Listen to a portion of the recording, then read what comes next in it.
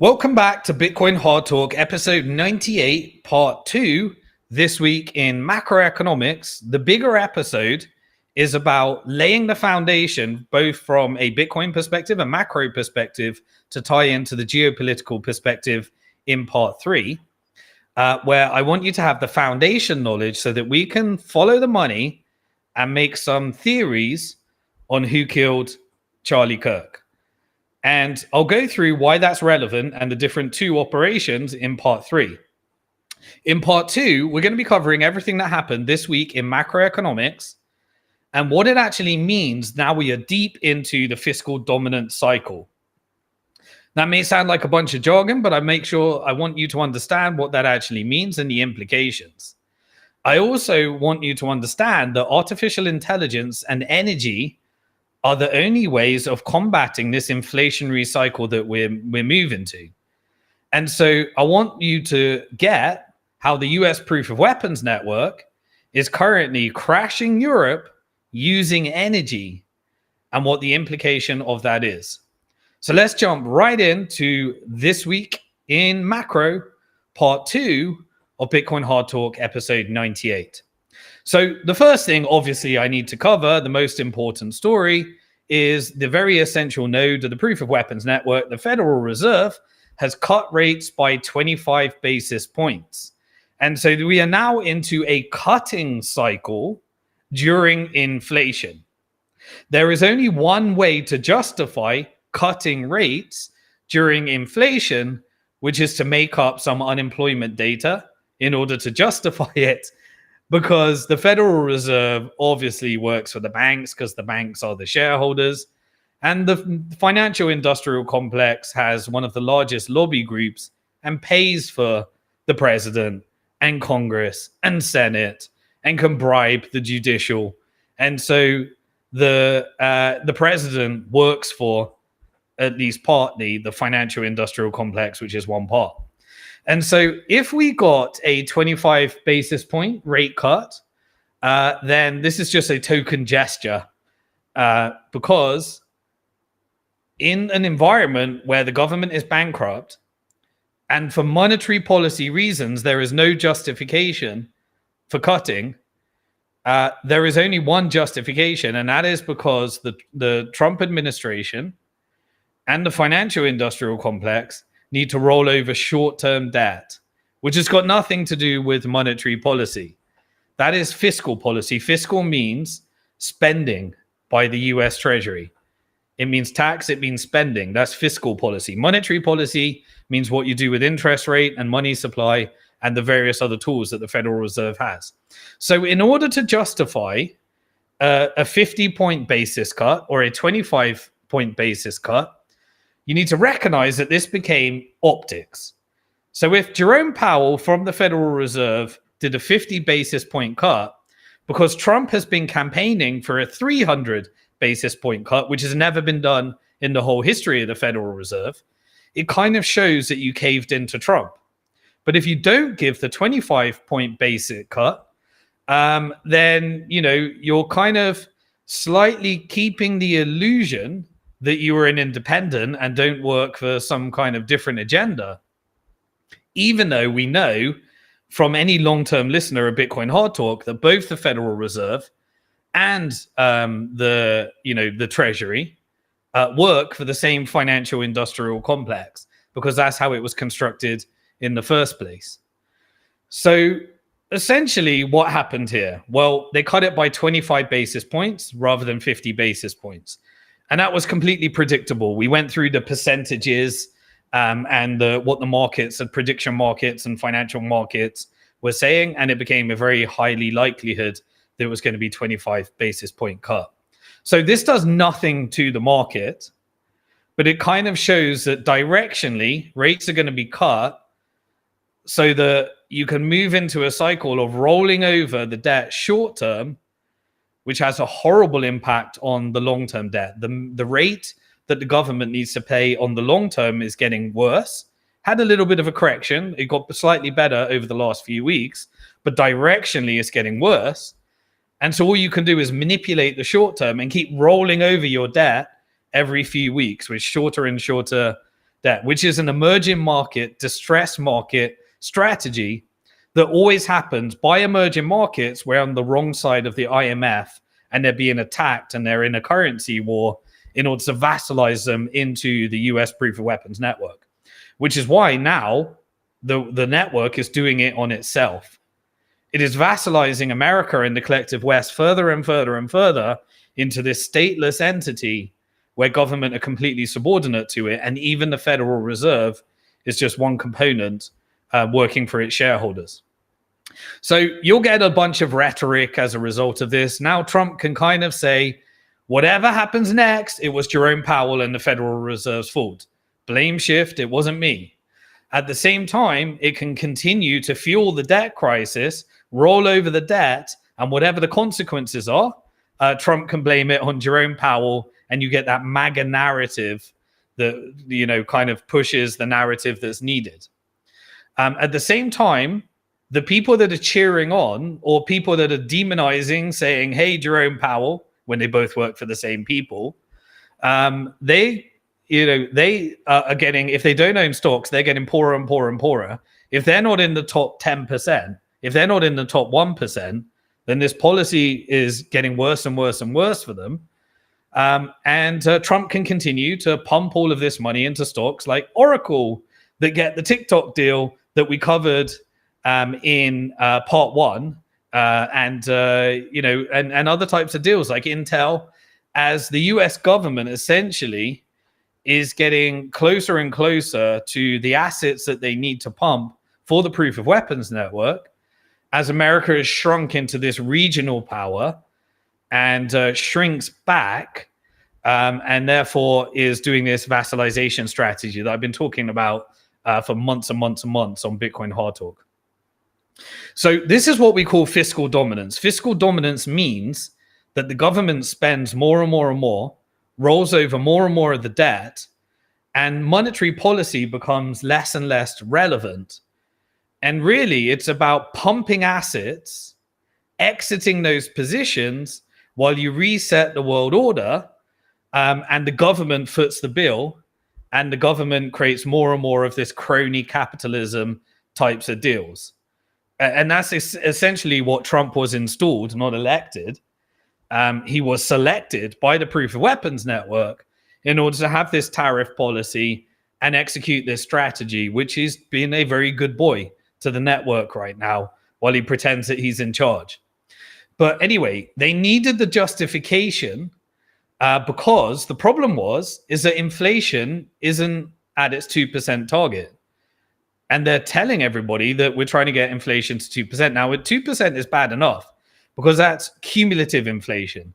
That means it's 2% on top of a price that already what most Americans couldn't afford. But now it's going to be systemically higher than 2%. And so how do they justify that? Well, they need the second part of the mandate, which is unemployment. So if unemployment is getting worse and more people are losing jobs, then they can justify why they might need to pump the market so that people can borrow more, and companies can borrow more, and therefore they can employ more. And that's the justification. Even though we're moving to this world of artificial intelligence, where essentially we're seeing more and more Silicon Valley players being imported through immigration, particularly with India. And at the same time, we're seeing more and more locals hit the unemployment. And so what did they need to do? All of a sudden, we had a massive correction and change right before the rate cut due to what they called fraudulent reporting of unemployment data. So they blame shifted the data, saying there was fraud that was in the unemployment data. And now all of a sudden, just by magic, there was a massive increase in unemployment. And in fact, it was the largest negative revision of jobs in history. So suddenly we had over-reporting of almost 1 million jobs between March 2024 and March 2025.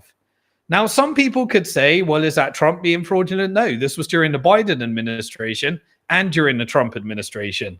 So this is proof of weapons network operations, as opposed to, saying this is some partisan thing or political thing.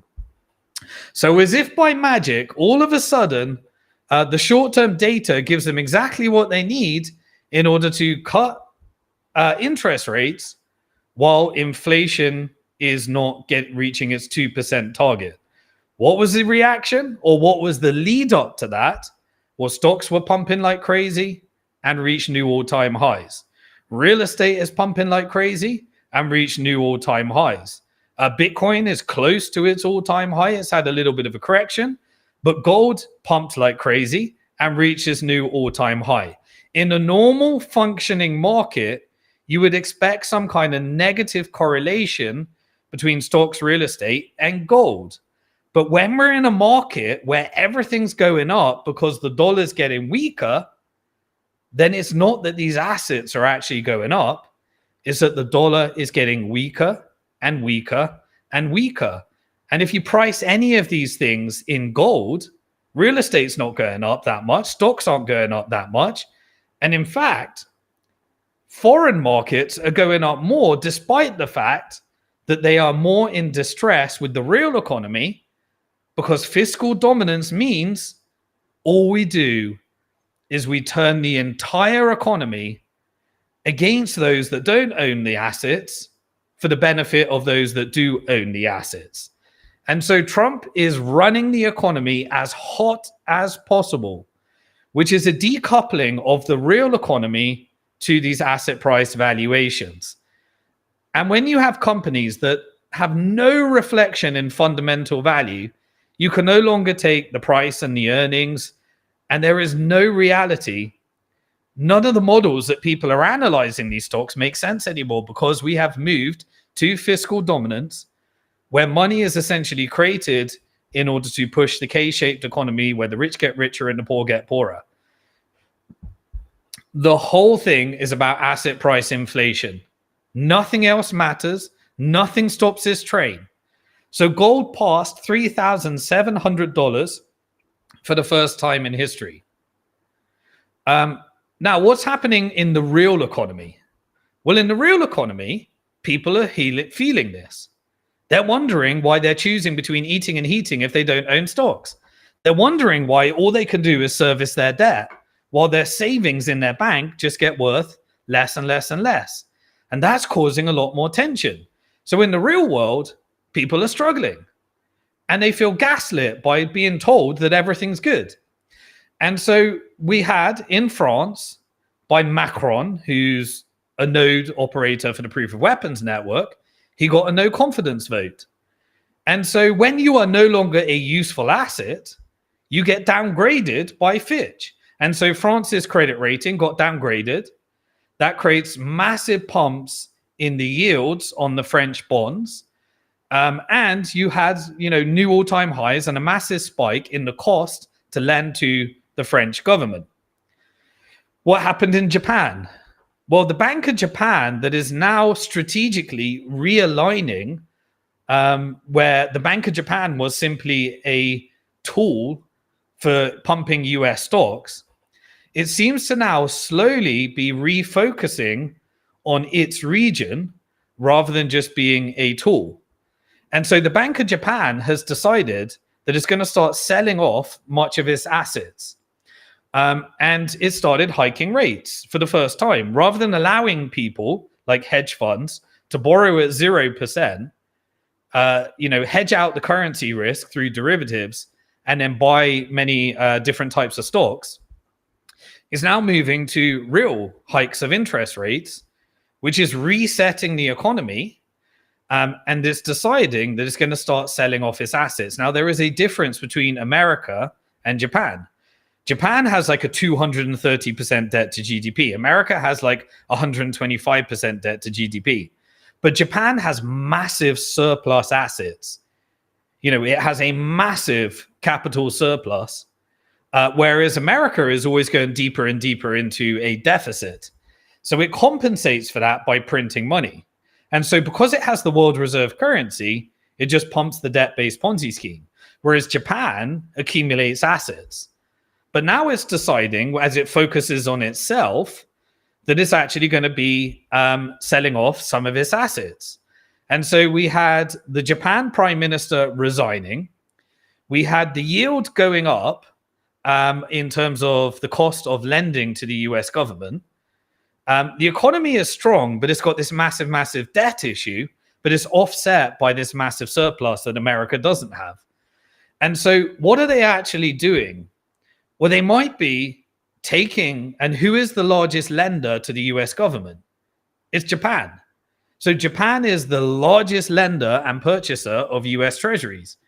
And so it may be taking those assets, selling America's debt, America's treasuries, which means that you then sell those dollars, you buy your local currency, and then you lend it to your local government.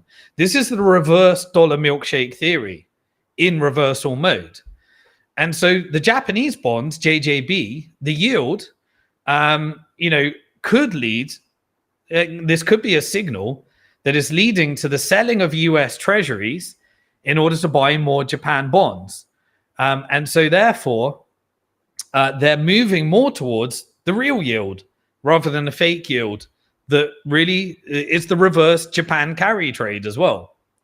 So Japan is now protected by their vast amount of their current account and the assets that they hold. And that is at both the private level and the public level as well. So the Bank of Japan and the government actually hold vast amounts of assets, as well as the public. They're a nation of savers. While there is massive debt, it is offset by assets. Similar to China.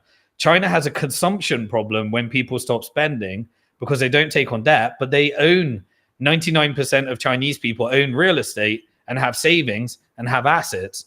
All they're doing is they're stopping spending, but that doesn't exist in America. America, when they stop spending, they need more debt. And that's the difference. So how much debt does Japan have exposure to the US economy? Well, it's got $1.2 trillion in US treasuries. So they could start selling those US treasuries, which would weaken the dollar further. And then they could sell, that leads to them selling dollars, buying yen and investing it in lending it to their own government and buying JJBs. So shorter term bond yields are essentially going up, including up to the 10-year yields. But the longer term bonds are actually correcting a little bit, the 20 and 30-year bonds. So if you want to lend to the Japanese government, they're going down slightly. And so what that is saying is that if you want to lend to us short term, you get a higher rate. But if you want to lend to us long term, that's contracting. So the difference between shorter term and longer term is the gap is getting smaller and smaller and smaller, which is the opposite of how it should really be, which means that we are getting a change in policy. And so this is a new, this is a new policy. And so I think that ties into this multipolar world order and Japan negotiating further to the east and moving away from the west. But we'll keep watching that. Inflation was slightly less than expected in Japan. But what about the second largest purchaser, the lender to the US government? Other than the internal in Cayman Island, which is the financial industrial complex and other people's money, who have you got after Japan? You got the UK. The UK is the second largest lender to the US government. Do you not think that this is why UK is being vassalized? They are literally using the UK, which is bankrupt, as a piggy bank for Ukraine weapons to buy US weapons from the military industrial complex, at the same time as getting the UK to prop up the dollar through this pound dollar market and lend it to the US government when the country is completely bankrupt. And so the yield on UK gilts, which is the UK bonds, they're spiking like crazy, just like the ones are the longer term ones, just like they are with France as well. Now they're starting to go up. And so we're starting to see this trend right now. So what does Trump do? Well, Trump comes and visits Buckingham Palace in the UK. And that was to ensure that they're keeping, I think personally, there was definitely a conversation to make sure that you're buying more and more of these UK, you're using more and more of the UK in order to buy these bonds as well. And so we're getting this weakening of the dollar. So we're not sure exactly what's going, but it's interesting timing that you suddenly get, while the UK is being weakened more than ever, Trump hanging out in Buckingham Palace. And I'm sure that if Japan and UK started selling US bonds, then you would expect to see yields become more and more unaffordable for long-term US debt. And this could really accelerate this need to do the fiscal dominance and roll over all the debt on the short term. So UK and Japan are vassals for the proof of weapons network via the Bank of England and the Bank of Japan. So whenever the global proof of weapons network wants to reset the world order, they can just start selling down some of those US treasuries by the UK and Japan, and we'll keep watching those trends. That will give us a signal on when things are changing. So this is hence why Trump needs short-term rates down, and he's arguing with the Fed, going for the fiscal dominance strategy, and installing as many Fed board members into the Federal Reserve as possible, because it needs those short-term rates down. There is no justification. We're getting this massive manipulation of data, and the foundation of what made America investable to foreign countries, that led to the milkshake theory, that led to sucking up all of these currencies around the world and the structural bid on the dollar. Many of those are being challenged. And people, I think, are getting the message. The difference between Japan and US, as I said, is US has nothing to sell. It's only got debt to sell. And so where is this going? It's moving more to that stablecoin internal type of market as well. Very, very interesting thing. America can only print more debt, which means it needs you, consumers, to borrow more. It needs the corporations to borrow more, and it needs the government to borrow more, which is why you get the big, beautiful bill. And we're moving to that cycle of government shutdowns and debt ceilings going up to 5 trillion and fiscal dominance. So the whole promise of the Trump administration has completely bowed down to the proof of weapons network as well. Maybe they've got gold, but we don't know. It hasn't been audited yet. Maybe the Federal Reserve has already collateralized and rehypothecated all of that gold as well. We don't know. The Trump administration said that they would do an audit. Now, could that be used as a tool whenever they want to do a complete reset? Well, we've got all of these tools now. You got the UK, you got the Japan, you got the gold audit, you've got the Fed, which is now integrated into fiscal dominance. You've got the lobby, the financial industrial complex that controls Senate, Congress, and potentially judicial bribes. So now you've got full-blown US vassalization, and you're starting to see it more and more and more. We're starting to see like these different members and node operators, like the Bill Ackmans of the world. What are they trying to do? Well, they're trying to merge Fannie Mae and Freddie Mac. We've covered this on many different episodes of Bitcoin Hard Talk. As a quick recap, these were the organizations that guaranteed all of the mortgages behind the mortgage-backed securities and the credit default swaps and the collateralized debt obligations that were used by the investment banks and the financial industrial complex to essentially prop up and make real estate unaffordable for the most, and make it the piggy bank for the financial industrial complex as well. And so remember, during the 2008 financial crisis, essentially to prop up the entire system that was about to implode, you had Fannie Mae and Freddie Mac, which became basically the government became shareholders in these public entities. You had these private-public partnerships. This allows for the military, the financial industrial complex, and the proof of weapons network. How many times am I going to say that in the video? I'm going to keep saying it. You can count it below how many times I say it. I got to come up with a better way. POW. That reminds me of proof of work anyway, but maybe we're going to come up with a different one. It allows them to socialize the losses and privatize the gains. That was the model that came from the global financial crisis. Vast wealth was made by those, including Bill Ackman type of people, that were able to get on the right side of these deals. And so Bill Ackman, that was the same guy that tried to buy Silicon Valley Bank and came up with Peter Thiel, crashed the banking system, and tried to buy and get the government to socialize the losses and privatize the gains. But now the US is essentially a shareholder through their warrants, and there could be a restructuring in order to privatize those profits as well. And it looks like Bill Ackman is at the front of it. We keep seeing this Bill Ackman character come up time and time again. If you've been watching in part 3, we'll be going through Charlie Kirk.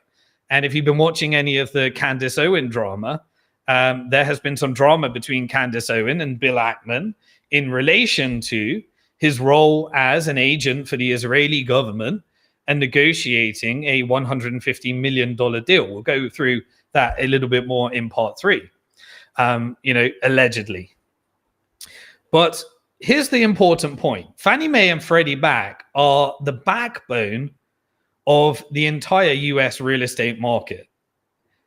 Those organizations collectively can make or break US real estate. Any type of mechanism of utilizing that. So now we've got all of these different tools that I talked about with fiscal dominance. But what if you also had the US real estate market? What do you need to do? You need to make it into a financial product, financialize, securitize further, maybe even tokenize. And then you can decide when to crash the real estate market or keep it going or keep it pumping. And you can do that within a few moves just by switching up the balance sheet as well. So they want to get Fannie Mae and Freddie Mac want to expand their business after merging them together, making them public, restructuring the cap table. And what do they want to get into? The new business model is mortgage trading. So this is when you create financial weapons of mass destruction, mortgage-backed securities, credit default swaps, derivatives, tokens, all sorts of stuff on the US real estate market, which subjects it to full vassalization by the proof of weapons network as well. So this is the asset stripping exercise that I've been talking about all the time. This is essentially turning the entire US real estate market into a shitcoin. You can basically, take something that was in the real world, a mortgage, something that people need to live in when you've got record homelessness, and you financialize it into a mortgage-backed security, and then you sell it to your pension via these ETF inflows, and you insure it through credit default swaps, and you slice them and dice them and create these different types of financial weapons and mass destruction. Then you turn them into public shares, and then you create trading markets and markets on top of these mortgage-backed securities, credit default swaps, collateralized debt obligations. And then what you do is you turn it into a crypto shitcoin and you tokenize it. And what is Trump going to do? Trump's coming in on the deal. He wants his cut as well, just like he wants his cut within all of these different, assets. If this is not the remnants of a debt-based Ponzi scheme in its final asset stripping moments, trying to scrape the barrel of everything you can extract while your people are suffering, then this is what happens. And this is exactly what we're seeing right now. While those that own shares, they're all cheering along. They love it. Oh, get those interest rates down. Those that have their ETFs, get those interest rates down. This is a complete raping, pillaging, and asset stripping of everything in the US. And then you'll probably just turn it into a real world asset, which is a classic proof of weapons network play. And you'll even have credit, carbon credit tokens to gain access to energy, social credit scores. You'll probably be able to trade your social credit scores as it integrates into your stablecoin in this Orwellian nightmare technocracy that we seem to be moving towards closer and closer and closer. Remember, the US is 70% service, 30% goods. The largest sector within the service economy of the US is financial services. So this really has no reality. The economy and the reality of the people is getting further and further and further away. And the whole economy is just pumping the bags of the richest and the richest and the richest, which is causing more and more tension.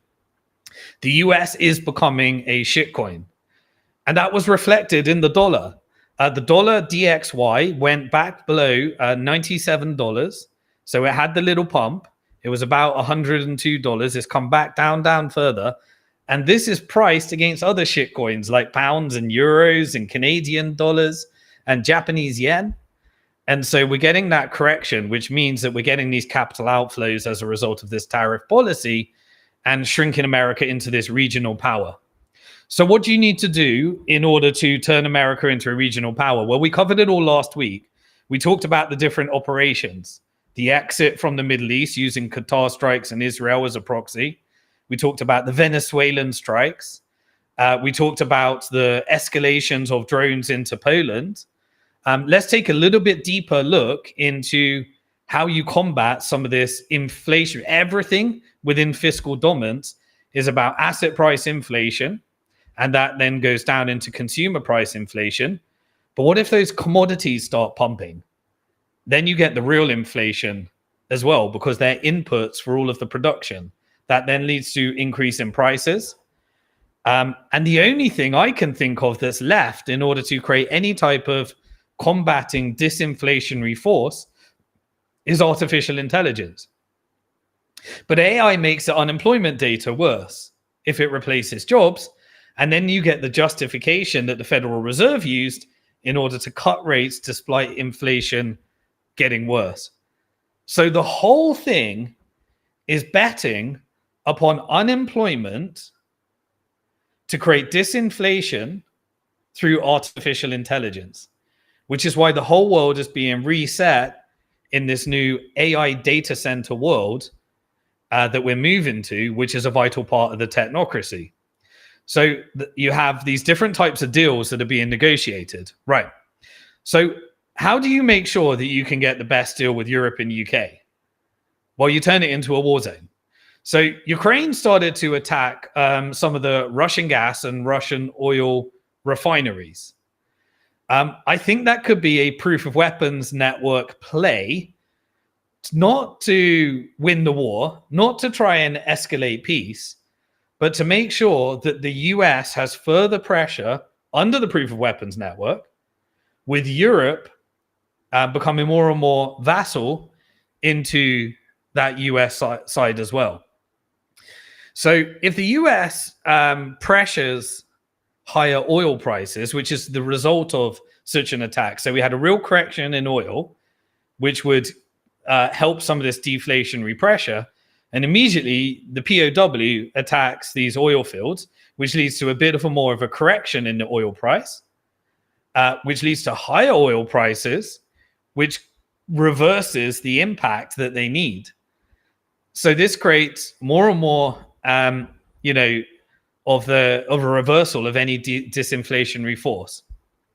So the Financial Times, which is owned by the Proof of Weapons Network as a mouthpiece, it states that the US is demanding Europe to halt Russian oil and gas purchases as a moral and strategic imperative, quote, to starve Putin's war machine and tighten the screws on Moscow until a ceasefire or peace deal becomes inevitable. So last week I went through in a separate video, you can see what the Poland escalation means in the geopolitical side, but we know that's all BS. They're not negotiating peace here, and there is no incentivized to move towards peace, both from Russia and the US Proof of Weapons Network. So this is actually basically turning Europe into a shitcoin because it's going to be tokenized through what we covered in part one, the UK and US crypto bill and alignment as well. This is not going to do anything to harm Russia. This is not a sanction on Russia. It's essentially designed to render European energy dependency in complete line with the proof of weapons network interest, the Chevrons, the Exxons, as I covered last week and went into a bit more detail. So we got announcements that Chris Wright, who is Trump's energy secretary, and he basically stated that Europe's continued reliance on Russian liquid LNG gas is undermining the collective sanctions effect. And so they're using sanctions rhetoric in order to destroy Europe further and make it a dependency into Exxon, Chevron, and various other nodes as well. Basically, he's just tying the argument of the security and using words like allies, not foes, in order to cannibalize itself. And that's why we ended up with all these Starmers and Merts and Macrons that are getting so unpopular, but they're being good people for sending all of that money back and securitizing, financializing, and tokenizing. So essentially, the narrative is that the shared goal of ending the war in Ukraine, which was a CIA operation, military coups, all the documents were on WikiLeaks, leaked by whistleblowers, complete, POW CIA operation. They're basically wrapping morality in order to obscure the underlying economic directive and the direction that this is all taking Europe. At the same time as doing their open border policies, at the same time as having node operators like Tommy Robinson pushing out different narratives that is creating the civil unrest. At the same time as Europe negotiating a trade deal for the proof of weapons network, not for America, where essentially Europe needs to spend $750 billion in energy consumption, but that needs to go towards Chevron and Exxon. And that's got to be done under export deals by 2028 under the EU-US trade deal. So basically, in other words, Washington's willingness to escalate basically sanctions and various other financial weapons of mass destruction, and they're making it out like they're firing them on Russia in the name of peace, but essentially it is Europe buying or America buying Europe and using the different fossil fuels as the narrative that they need. Sanctions can become leverage, and it's not on Moscow directly. We've already seen that it's not impacting. This is the 19th round of sanctions on Russia, and it's doing nothing because it built this BRICS network where, basically it pivoted across to Asia. So all of these sanctions are being said that they're on Russia, but they're on Brussels. And this is a real problem for the future of Europe. And this is why you're seeing this distress in economies like France and UK, and those longer term yields going higher and higher and higher. They're weaponizing collective pressure. They're enforcing compliance with the US, and they're using, trade targets as the narrative and the justification. Why are they doing this? Because remember what I say, the lobbies control the governments.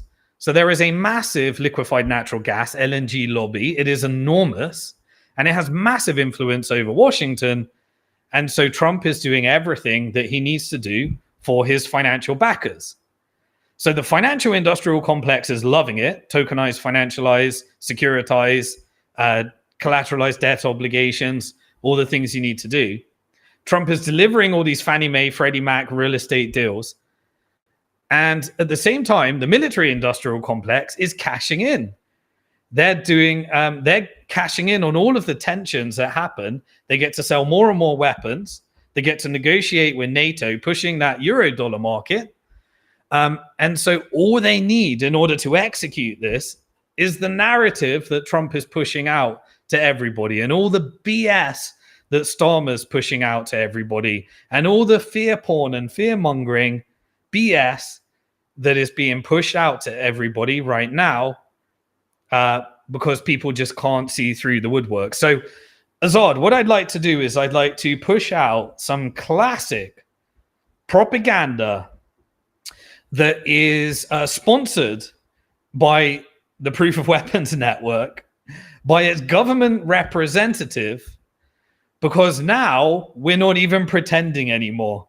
We used to have a little bit of pretense that America was defending itself and all of these budgets were needed for defense.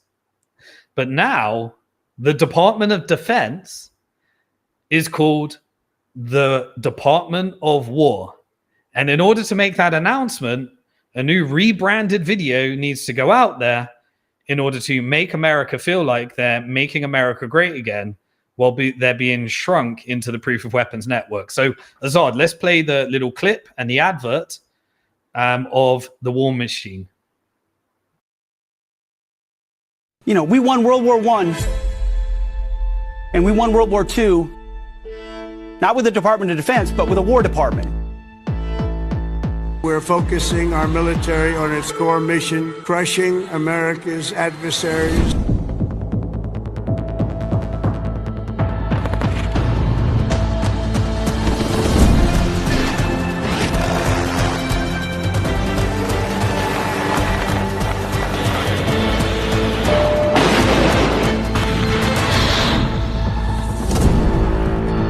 We're in the business of war fighting.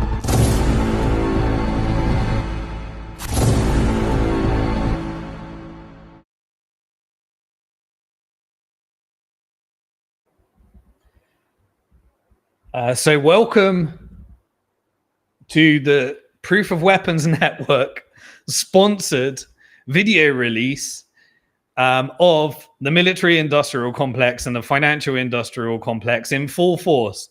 Mask off moment.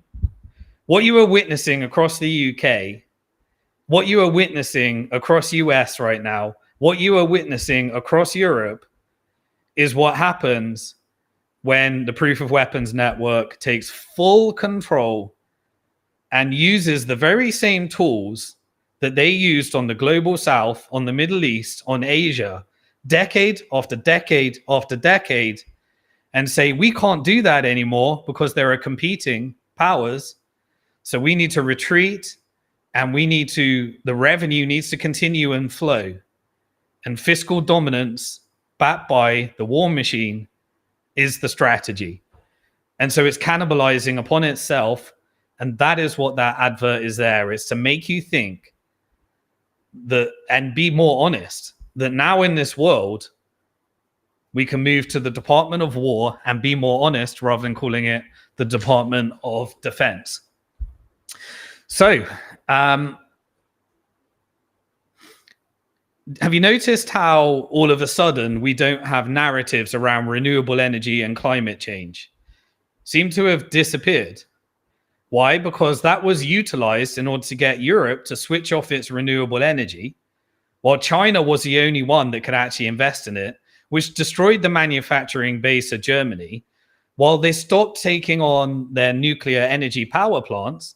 And they made it where, by installing leadership into Germany, they created full vassalization, as we're seeing right now. So Europe is essentially being,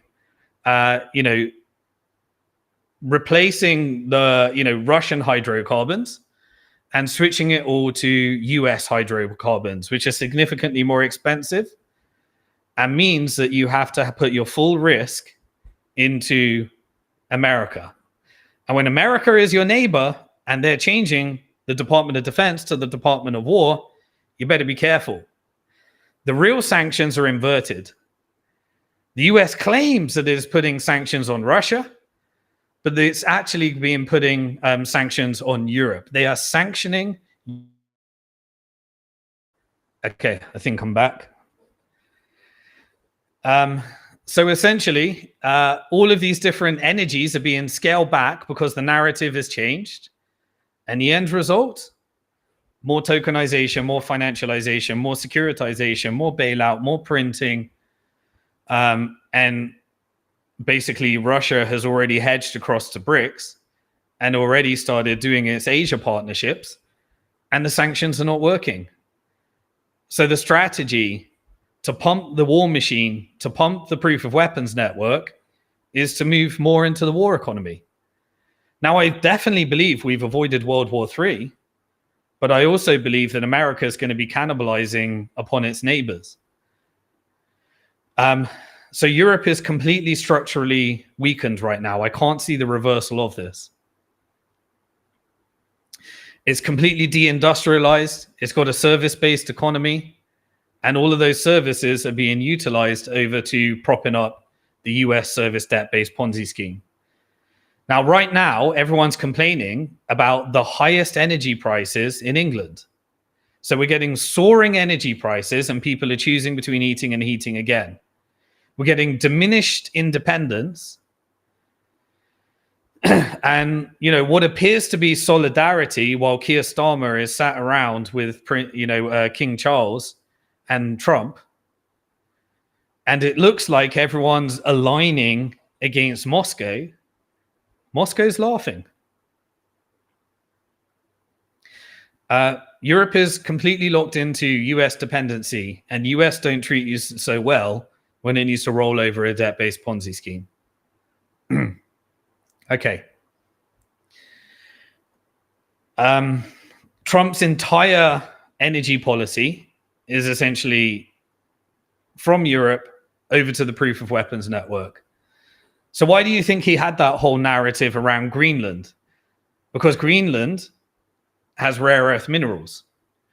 And Greenland has about 50,000 people that are not really happy about their colonial overlords with Denmark, but I'm not sure they want to replace it. They want independence. And so we may get a ratcheting up of that narrative at the same time as the Venezuela drug cartel narrative, which we covered last week. CIA operations that are doing the drugs, but if you want to, get more access to those Guyana, Chevron, and ExxonMobil deals, that's what you need to do. Now, what happened right before Trump came to Buckingham Palace, and who did he bring with him? We had a massive meeting in the White House with the technical industrial complex. In fact, 30 members of the technical industrial complex, the elites that were given Pentagon budget in order to create these technologies, they were all crammed into the White House, and they all sat around a dining room, and they filled the whole meeting as well. Who was there? Bill Gates, Mark Zuckerberg, Tim Cook, and then 5 executive of Silicon Valley companies right now. Remember the structure. You have the executives that work for the board. The board works for the shareholders. The shareholders are able to install the board by getting majority shareholding. The mechanism for getting majority shareholding is ETFs. The largest creator of ETFs is BlackRock. And so in order to install a board where the executives work for them, you have this trade relationship with India. And so while Indians are building artificial intelligence for Silicon Valley companies, and Americans are being laid off because they're building this AI and robotics center, and they want the temporary workers, which is why Elon Musk went nuts when he pretended to be anti-immigration. But when everyone was talking about the need for the H-1B visas from India, he was taking people out, like on the, he was taking people out on X and removing their check marks. But around that table was essentially a bunch of Indian CEOs. Sorry if I butcher some of the names, but you had Satya Nadella, which is the CEO of Microsoft. Sorry for the names. Sundar Pichai, the CEO of Google. You had Sanjay Mehrotra, from Micron. You had Vivek Randreve, from Tibco, and you had Shyam Sankar from Palantir. So you have the board members and the executive underneath. We seem to be having a trend here right now. Could that be the relationship between the I and the BRICS and why we've had these trade wars that I've been covering, and why Modi was at the Shanghai Cooperation Organization? But anyway, all of these executives, they had a combined net worth of $50+ billion. Apple said that $600 billion would be committed. Google said $250 billion. And Microsoft said $80 billion annually. Where did that come from? The financial industrial complex. Elon Musk didn't show because there was this whole Epstein thing going on. But all in all, around the table, $1 trillion plus auction based on billionaires that are nodes in this technical industrial complex, got access to financial industrial complex money in order to buy American policy. And those are the people that were sat around in Buckingham Palace telling the government how they need to print some more money in order to reset the world order. Now, all of these companies are global companies. And I covered the connection and the integration with the China and the difference with the China proof of weapons network. But what have we seen as a result of this? Why is the dollar weakening? It's weakening relative to other countries. There is capital outflow while managing those risks as we have this controlled shift. So this year, China stocks have significantly outperformed US stocks, even though US stocks are at all-time highs. But if you price it in gold, they're not outperforming because fixed price assets are doing better. Now, this is the same for most of the major emerging markets. And why is that? Because the dollar is weakening, which is what I told you on April the 2nd. The Dollar Liberation Day was a proof of weapons network operation that I speculated was by Larry Fink in order to liberate the world from the dollar under a MAGA narrative. So dollar is weakening. Stocks are at all-time high. Gold is at all-time high. Fiscal dominance is at all-time high, which is pushing the K-shaped economy, which is pushing the assets that the proof of weapons network controls at the expense of everybody else that doesn't own the assets. 90% of all the stocks are now owned by 10% of Americans. And on top of that chain, the top of the chain is owned by, you could have foreign investors as well. And this is why there is no America first agenda. This is why we're seeing a civil unrest strategy. This is why the US is transitioning to this US technocracy. This is why the tariff policy was implemented in order to have the wiping out of small business, just like we saw in COVID. And you're getting record bankruptcies, but the proof of weapons network at the top are controlling the politicians, resetting the order. And who do they work for? They work for the financial industrial complex.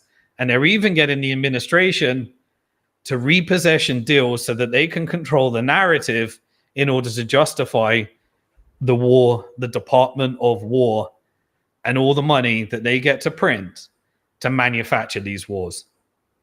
So that's everything I've got in this week in macro. That's how much gets covered in 1 week now. They are drowning us with news flow. And I try and cut down what is important and see through the BS in order to help you follow the money and recognize so that you can protect yourself as we transition to this world of Bitcoin, AI, and central bank digital currencies. Now, just before we dive into part 3, which is where we're going to cover 2 operations on the geopolitical side. What I call, I won't ruin it, it won't be a spoiler alert, but we're going to go into a follow the money rendition of the Charlie Kirk assassination. And I'm going to go a little bit deeper into some of the narrative and how that relates to the announcements that followed the Israel striking in Qatar and try and wrap this together into a bow of what you can do next and what might happen next as well. So I'll take a little bit of a water break. During that time, what I'd love for you to do for me is, if you watch this video and you're enjoying it, please follow me on X if you're not following me already. I live stream over there. Please subscribe to this YouTube channel. We're about to pass 102,000 subscribers. I'd like to get to the next phase. If you're enjoying this, then please be a subscriber. Please put a comment and a like. Please help me with that. Also, I'm going to be doing exclusive streams over in Rumble and test out there. So I need to build my following over there. We stream this over in Rumble. Please join that. It is going to be doing some stuff with Bitcoin Lightning integration. I won't monetize. I never monetized any of this stuff. I don't do sponsorship. I don't do monetization. I don't do ads. I just want to build a community of people that are protecting themselves as we make these vast transitions. So also, you can get the podcast version of this if you want to chunk it down into bits and download it, both Spotify and Apple.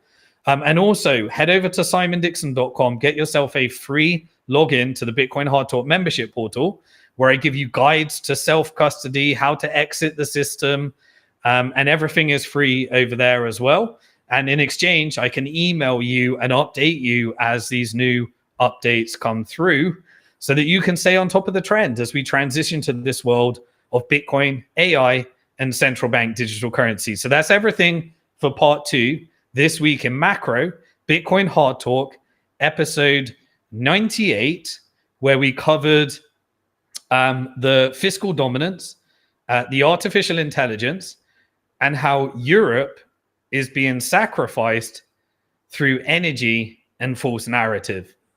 In part 3, we're going to be covering this week in geopolitics. So I'm just going to take a little bit of water and I'll be back in a second.